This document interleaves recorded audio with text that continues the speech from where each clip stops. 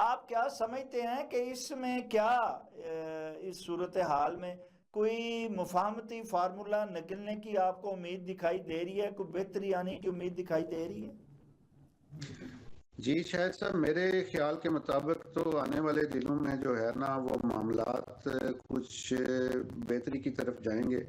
मुफाहमत की तरफ भी जाएंगे। अच्छा, एक चीज जो है वो तो शुरू से ही क्लियर है कि जी, जिन्होंने मुल्क के इदारों पे या मुल्क की शहदा की यादगारों पे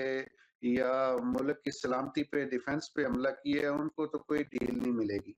और ये सारी कौम भी ये समझती है और इदारों ने ये कई बार हाँ ये कह भी दिया है। लेकिन बाकी मामलात में जो है ना, अब आप देख लें कि